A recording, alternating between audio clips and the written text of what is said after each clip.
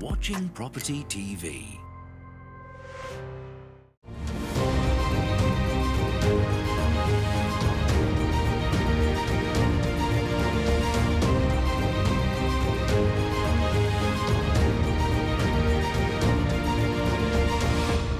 Hello and welcome to Property Question Time. I'm Stephen Galpin and this is the show where you can have your property related questions answered by our team of property experts. And joining me today is Azid Gungah, CEO of Quiddity Group. Hi Stephen. Welcome back. Thank you very much. And on your right is Kam Dovedi, founder of Premier Property Group, investor, developer, author and mentor. Welcome to you, Kam. Good to see you, Steve. And you. Seems like a long time, but anyway. Let's get on with the questioning, and Kam, you're going first. What effect on the buy-to-let market will either a countrywide recession and or high inflation have, and are there any suggestions of protecting a portfolio from the unwelcome economic effects that seem to be coming from around the corner? Now that is a very deep question, and to be fair, that's a question that I've been asking myself constantly. Right. So have you got the answer? Have I got the answer?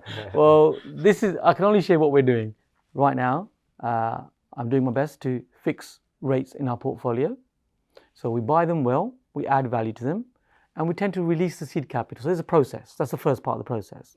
So we get as much money of that out as we possibly can. Once we've done that, then what we do is we fix it for a 5-year fix. Right now, of course, interest rates are really low. And also renters in the right rental areas, and it's got to be the right rental areas, rental is there as well. So you've now got literally a belts and braces on your fixed costs, and you also know what your income is going to be, and amongst that, in between that, you've got a buffer. Now we're heading into, my view is, higher interest rates, and what happens in 5 years' time? Well, in 5 years' time, we might find that we're in a territory where there are higher interest rates. So what do? Well, what we are doing is, first of all, the stocks that we're investing in, they can be buy-to-let. They can also be under-the-radar HMOs, as we call them, which are buy-to-lets, but they are, they're actually HMOs, but just like buy-to-lets, not too much work required, less than 4 tenants, and that will increase the income by a further 30%. So what you've done, you're cushioning that income, aren't you? You're increasing that income as well. Now, when it comes to 5 years, let's say we find ourselves in a dire position where the interest rates are actually much higher. When I started, the interest rates were 17%. When I fell into this at the age of 19, not very happy days at that time. As soon as I bought my first property, the whole property market crashed. I know, but it's only got better, hasn't it? Yeah. But sometimes I think it's my fault. Possibly. Anyway, Possibly. Moving forward, so just keeping that in mind, if we find ourselves in that sort of position, then there is no real need necessarily to actually refinance to a higher level. And as long as you're investing in the right areas, you will find that area will grow. It's a little bit speculative, but it's not really, because you're assessing the area properly in the first place. What's the infrastructure? Of course, there's all the leveling up going on. The government keeps talking about they're actually applying some of this. So you find the right area. So you're finding yourself where your loan to value in real terms has actually reduced because the value of the property has gone up. Now, there is no real need for you, if you don't want to have to refinance, take the money out if you're in that situation. So what we will do at that point, and I've been doing in the past as well, is you just have a product switch. So very easy, sometimes just a phone call or mortgage broker, or you pay £99, a very minimal amount, and you just lock in that lower loan to value, the figures stay the same, and you go into a new product with the mortgage company. Of course, no financial advice. I'm just sharing with you what we're doing. Okay. Yeah. So that way, you've cushioned that blow, haven't you? Sure. Yeah. Or you may find pleasantly surprising. I mean, the thing is, yes, we assess risk, and I like to de-risk everything, but sometimes things can actually go right as well. Not everything needs to fall on your head necessarily. Yeah. Sometimes things go good as well. So you might find yourself in a position where, yes, the interest rates have gone up. However, you have also got a nice size of equity in that property, and you could decide to refinance again. This is what we do. And you draw down up to a 75% level, which is very active, but at the same time very secure. You're not over borrowing, and you've got another chunk of cash capital to reinvest into further income producing assets. They don't go into a Ferrari. Why do you want a Ferrari anyway? It gives you a backache. But anyway, So just saying, you know, You better that's a ask your choice. partner now about that one. That's a choice. Yeah.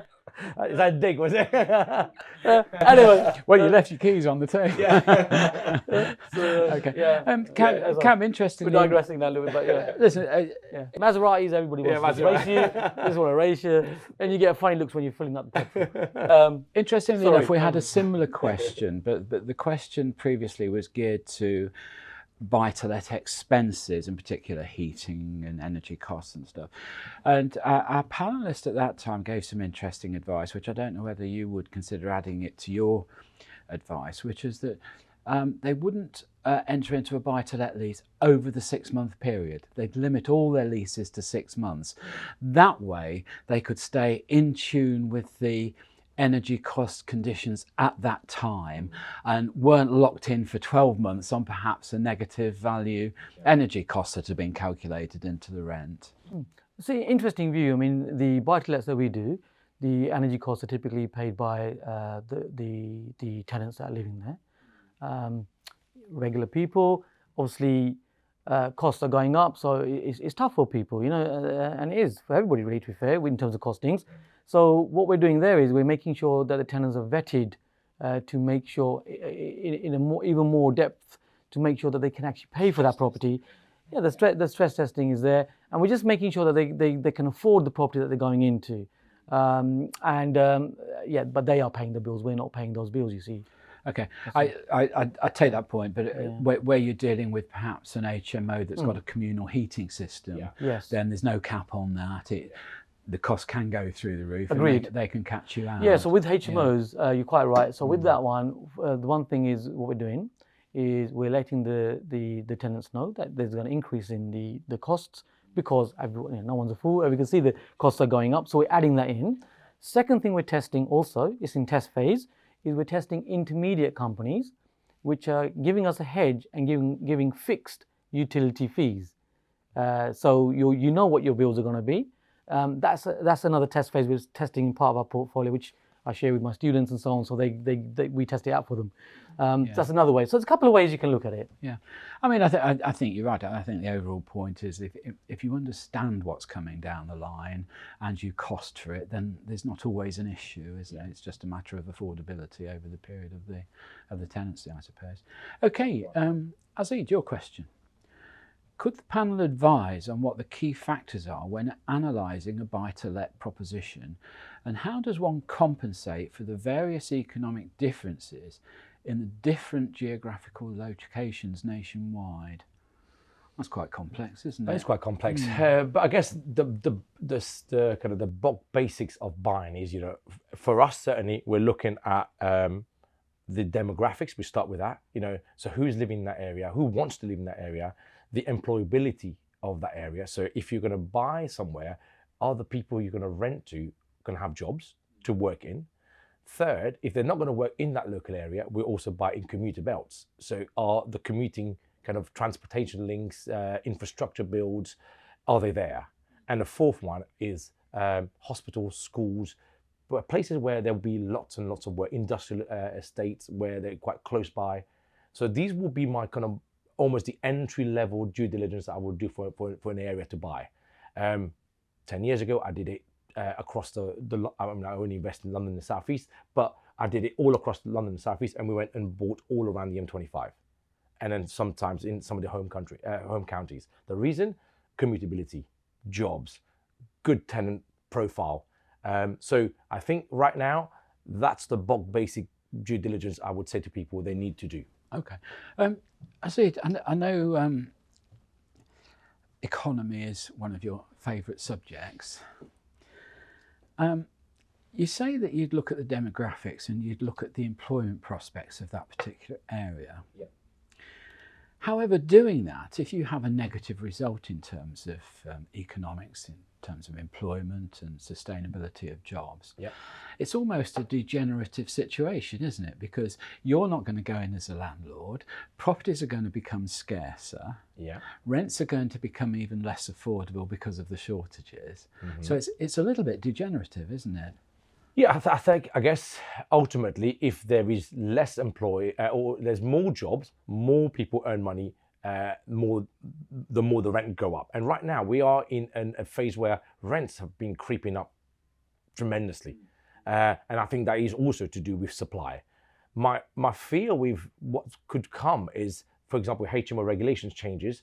If they start applying this revaluation of banding of HMOs and people start pulling out of HMOs, imagine the effect on rental when you have 10, 100 HMOs pulling out in one area, containing, let's say, 5 in each. That's 500 people that are needing more new accommodation. So all of a sudden you have a pressure that you never had before. So I think regulation is important, but sensible regulation is also, very key here for as we go forward. But from a buyer's perspective, what are the kind of key criteria? I will go back to who's going to rent it, where they're going to work, how much can they earn when they work there, and then is that job sustainable? If you do that, we always talk about property is a long run game. It is not a 1-year game.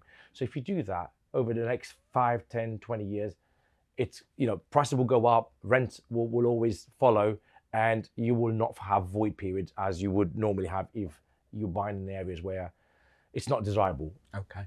Kam, anything to add to that? Yeah, I agree with what Azid is saying there. However, I live in London, but we actually have 5 very niche, specific hotspots, golden mine areas, as we call them, across the country. And what I've realised is, coming from London, that actually these 5 different areas are like 5 different countries.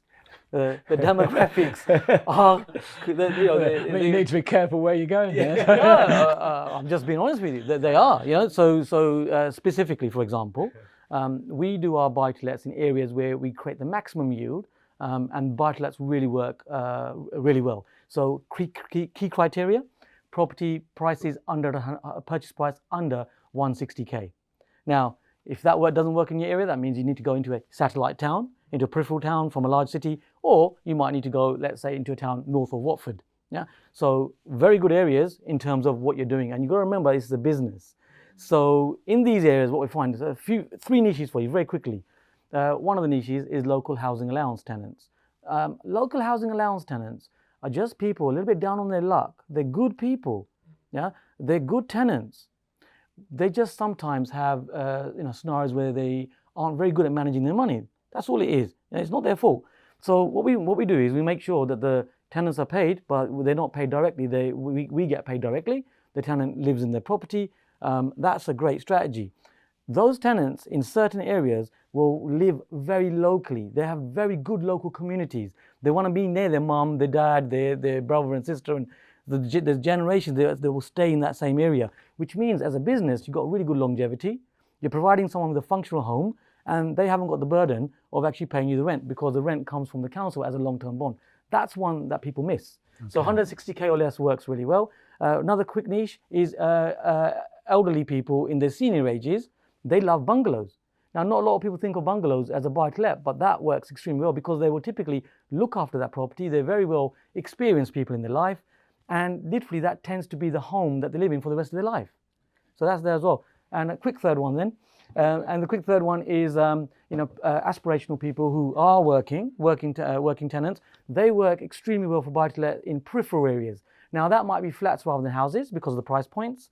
But with those people, they are finding right now, because of the pandemic and all that, they are part working from home, part working from the office. So they are willing to commute. And it's no longer about the distance. It's actually just the travel time that's important to them. So these are the kind of issues we're looking at. All right, thank you for that, Kam. And on Kam's bombshell that there is life north of Watford. Be careful what you say to Northerner. They're very good people, very straight talking. Yes. Yeah, we'll go to the break. So join me again after the break when Kam and Azid will be answering more of your questions. You are watching Property TV. You are watching Property TV. Hello and welcome back to part 2 of Property Question Time with Kam Dovedi and Azid Gungah. Welcome back, guys. Kam, can the panel please clarify the expression no-fault eviction relating to proposed new regulations? Does this mean, for example, that if you come to the end of an assured short-held tenancy, if everything is in order, i.e. no arrears, etc., as a landlord, would you be obliged to renew with the same tenant? So some clarity, I suppose, around this question. First of all, landlords are being victimized. Yes, there's a small percentage of landlords who are unscrupulous and they're doing some, really silly things, let's be honest. But I don't think that's the majority of the case, especially for listeners, the people viewing this. They're obviously professionalizing what they're doing. They're looking to start correctly and scale correctly. So I don't think I think we're the proof of the pudding. Yeah, really. you're right. I don't think everybody here, anyone is that in that category. So that'd be the first point. So this no fault eviction, nobody, as an investor, developer, a business person, a mentor, I don't want to evict my tenants. Why would you want to do that? Yeah. Because your tenant is your income. It's your customer. Right? Yeah. It's your customer. So you don't see Marks and Spencer saying, right, come on, so you can't shop here anymore. It doesn't happen, does it? Yeah. So the no fault eviction thing, I think, is something that the media bring in because it's sells stuff, doesn't it? Sells papers, sells news, and of course, people are either half glass full or half glass empty. Some of them are completely glass empty. Yeah. Anyway, is this on TV, by the way? Yeah. Well, it's true, isn't it? So that'd be the first point. So the no fault conviction. So what is that? In the factual point of view, is really, as I understand from the question, is Section 21.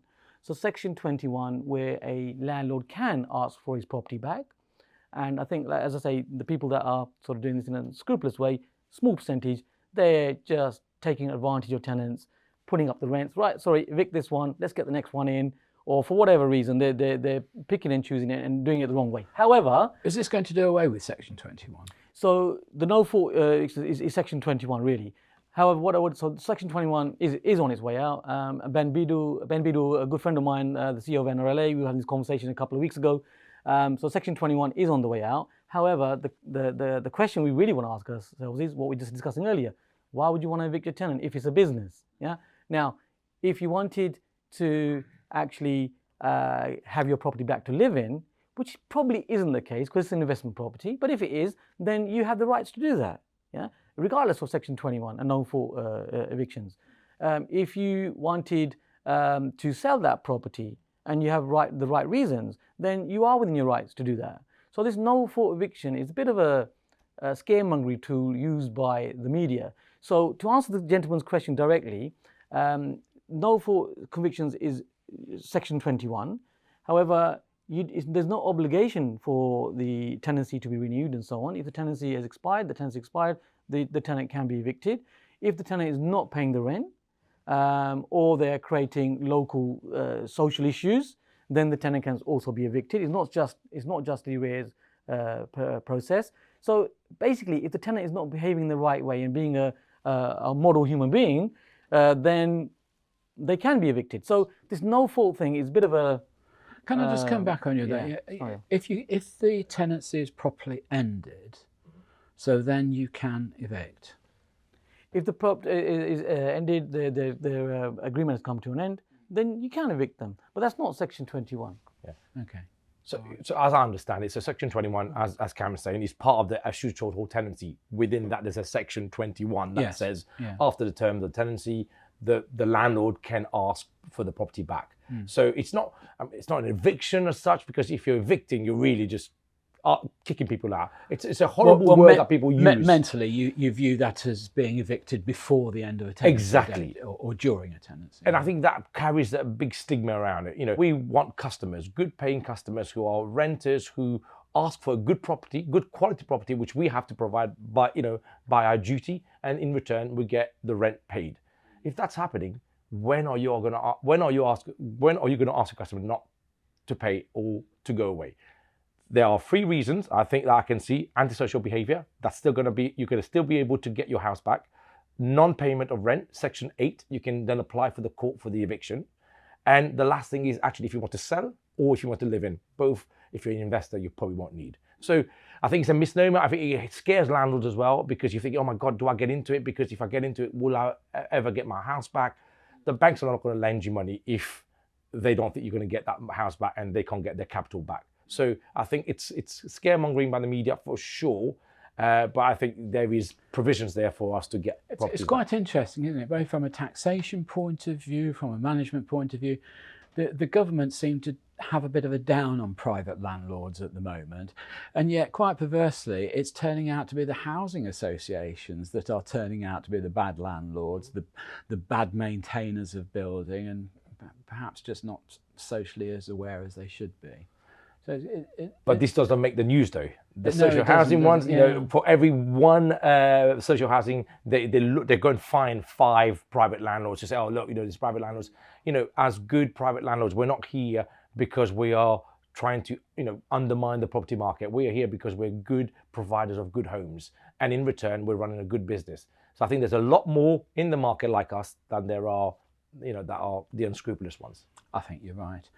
And do you know why it is? I think simply because the rent means more to you than it does to a housing association or an institution or the bigger landlord to a degree. But that's it. Okay, Azid, your question. Right, quite a complex one. I have a 10-room HMO in West London secured on a let-to-let basis. However, my business has been damaged by a landlord who will not comply with the responsibilities under the lease to keep the structure of the building in good repair. I've lost most of my tenants due to the defects, and I think my only option to recover my position would be to perhaps buy the property. What funding opportunities or solutions could the panel suggest, please? My access to capital at this time is severely limited. There's about 3 questions. Oh, wow. Yeah, there's 3 questions. So the first question, the first part of the question around landlord and the kind of lease option agreement and the terms of that agreement, the person can actually sue the landlord for breaching that agreement, because ultimately you've signed an agreement that the person who's responsible to maintain the units has to adhere by it. Clearly that's not happening, and I think your viewer can definitely go to court and challenge that and ask for remediation. Challenge is, it will cost money, it will take time. So the second part of that answer, I would say, what's the options for him to do, or her, to do would be either to buy it or to get out of it. If you get out of it, then obviously you have a risk also that the landlord might come after you and say, oh, hang on, you're breaching your terms of your contract here. And of course, your capital investment in furniture and fit outs is also at risk, isn't it? Pretty much that's lost. You know, if this relationship is developing like this, unlikely that the landlord's going to pay you back, or if he's not fixing it, he's probably not going to refund you. He might even take you to court for breach of contract.